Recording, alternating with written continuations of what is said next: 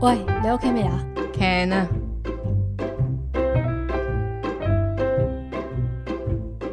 喂 Hello ，Hello，大家好啊！我我哋哋係係亂亂噏噏廿廿四，四，我係阿我係 Ken。OK。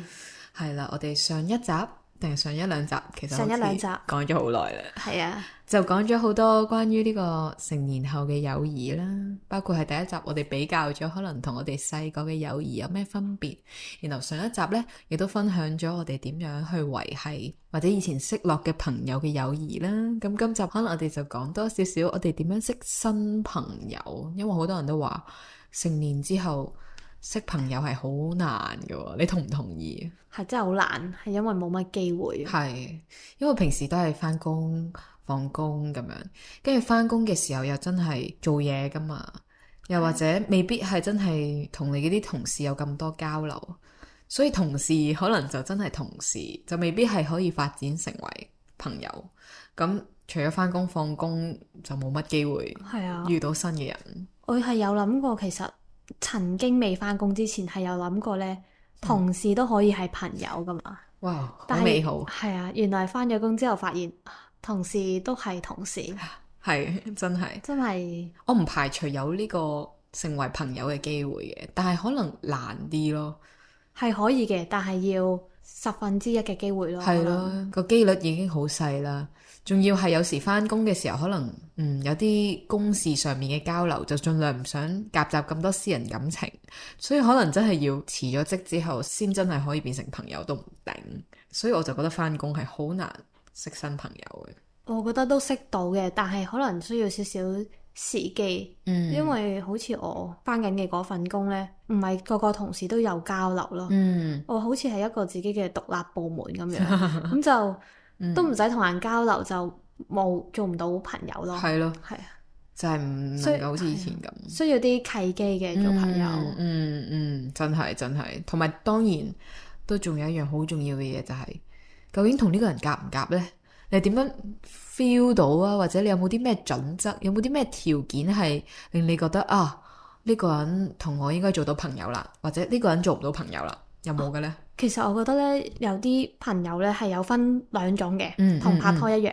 有一種呢就係一見如故，有一望到哇，傾咗10分鐘，已經好似係啊識咗成年嘅老朋友咁樣。有，之後有啲可能日久生情嘅，傾下傾下，可能某一個位，大家都係中意呢一樣嘢，之後再傾下傾下就做朋友。係咯，或者又經歷咗一啲嘢，相處多咗，係有啲回憶啦，咁啊熟咗，就可以做到朋友。我覺得我自己可能而家成年後，可能真係冇咁多時間俾我日久生情，所以我覺得如果我真係要當呢個人係我新朋友啦，我要一見如故嘅人咯。即係啱 feel 就啱 feel，唔啱就唔係啦，啱。啱傾就可以做朋友啦，唔啱傾呢就做唔到朋友咯，就可能最多同事咁即係樣。普通傾下啲無謂嘅嘢。係啦，就好似我自己之前返有一份工就係，其實唔係返咗好耐，但係已經感覺到可能有一兩個人傾嗰啲話題係特別啱傾嘅，因為我好中意傾啲哲學啊、價值觀人生啊，大道理冇錯。咁啱，咦，佢又有諗法喎，跟住就開始覺得啊，應該做到朋友啦咁樣。咁你有冇呢？你係偏向邊一邊，或者你有冇啲咩經歷啊？其實就應該係兩邊都有，不過呢，一開頭呢，我又唔係好同人傾人生大道理，都係嘅通常都係興趣入手先嘅。哦，都係嘅。係啊，之後傾下傾下，如果啱 feel 先至，可能就要到某一啲時間開始熟先至再傾下深入嘅嘢。不過呢，我覺得呢，如果佢有某啲嘢，就可能會特別吸引我，就係佢中意啲試下新嘢嘅人啊，嘗試唔同嘢。係啦，即係佢有好多唔同嘅人生嗰啲閲歷啊，咁樣我就覺得哇，好新奇喎！好想同佢傾偈，好想問多啲佢嘅嘢。係啊係啊，有故事嘅人係咪？係啦係啦，你有冇呢一種感覺啊？邊一種嘅人係會令到你想同佢再傾多啲咁樣？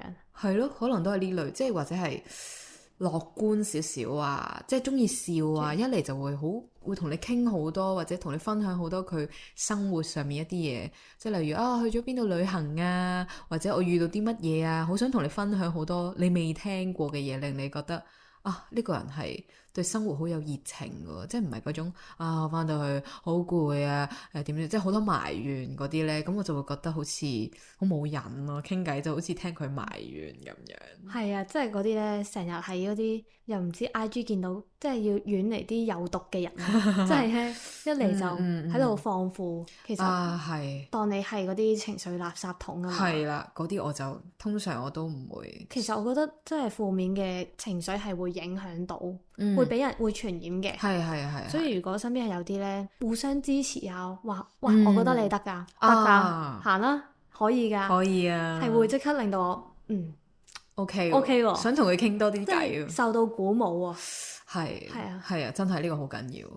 就係尋求翻可能呢個人好似令佢即係同佢傾完偈之後，好似即刻諗通咗啲嘢，或者又會覺得好似成個人都開心咗。咁我就會中意同呢啲人相處，應該都似啊。我覺得以前我好似係唔知係咪因為受到屋企影響咧，係有啲唔係話行啦，唔係呢一種嘅，可能係負面啲咯。以前即係有啲咧猶豫究竟自己得唔得咧？即係如果當時嘅朋友都係話，算啦，咪搞咁多嘢，就即刻係算啦，咁我都唔諗啦。但係如果即係而家啲朋友會話，得啦，試下啦，就即刻係即係如果嗰陣我打擊咗你咧，呢個 channel 就冇拜拜啦。係啦，我都唔會揾你㗎啦。所以而家就要keep 住下呢個正面積極啲嘢。冇錯，呢個都係我哋點解會一齊玩嘅原因。可能就係我哋都會對大家嘅一啲好新奇嘅諗法，都係喂試咗先咯，試下先咯，又係咯，又一齊玩啊！即係加入埋我呢個諗法，所以我就覺得喂 OK 喎。你影響我，我又影響你咁。係咯，其實講真啦，我之所以會對呢啲咁積極啊、健康啊、心靈啊，或者呢啲嘢有研究，都係因為你啊，好似講過好多次。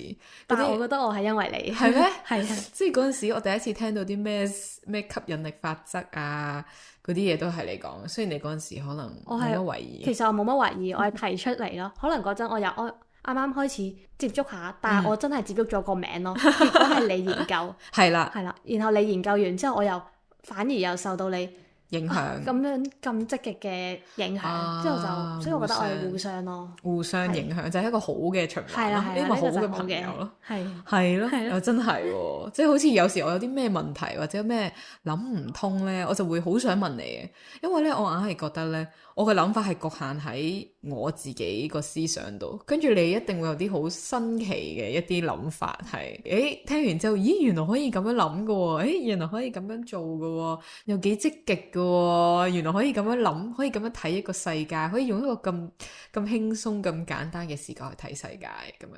我覺得如果咧佢係個樣咧一嚟咧就好有親和力嗰啲咧，就即刻會想同佢做朋友，即係成日笑嗰啲咯，都係。係啊，你覺得我算唔算好有親和力啊個樣？但係如果你一開頭你係唔會成日笑噶嘛，你唔笑嘅話，好似都係比較嚴肅啲。我可能真係睇場合咯。我覺得我對你嘅印象唔係親和力嘅，好多人都話好有親和力㗎。係咩？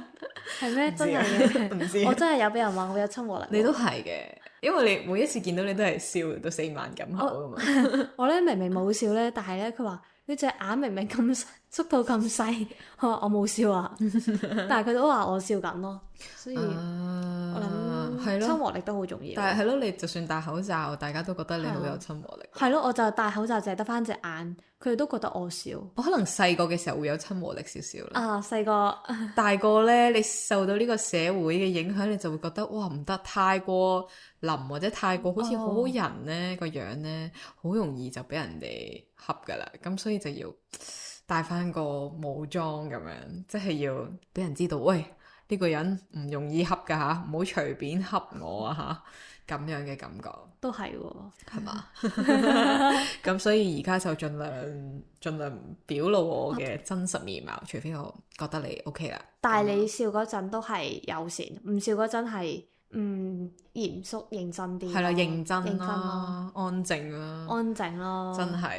但係其實一可能熟咗之後就會發現好多嘢講，一笑就發覺都 OK 啊，都幾好人嘅，傻嘅原來係。好啦，咁我哋頭先就講咗好多我哋識新朋友嘅睇法啦，即係可能我哋到底見到點樣嘅人會俾佢吸引到，想同佢做朋友啊之類嗰啲。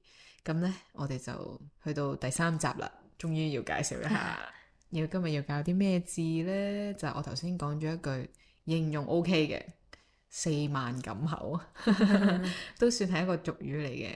咁4萬錦口嘅意思呢，就係代表成日都哇露齒笑，開懷大笑，笑得好開心。而點解係4萬呢？就係因為唔知大家有冇打過麻雀啦？有係咯，你應該成日都會唔會係我打得多麻雀先至咁呢？係咯，都可能係打得多麻雀。麻雀呢，有嗰啲唔同嘅數字，幾萬、1萬、2萬，而4萬個4呢，就係個4字，中文漢語嘅寫法呢，就係一個口裏邊有2撇咁，好似棚牙咁樣。咁所以就形容人好似嗰個4萬個4字咁，露出佢嘅牙齒，好燦爛咁樣笑啦。咁樣形容，喂，你做咩笑到4萬錦口啊？或者哇，佢中咗6合彩，笑到4萬錦口喎，咁樣，即係就係好似個4字咁，笑得好燦爛，就好似我哋 OK 咁，無時無刻都4萬錦口。你都係，係，多謝。好啦，咁如果你有朋友都係咁中意笑，笑到4萬錦口，或者你有其他識新朋友嘅經歷啦，都可以同我哋分享下。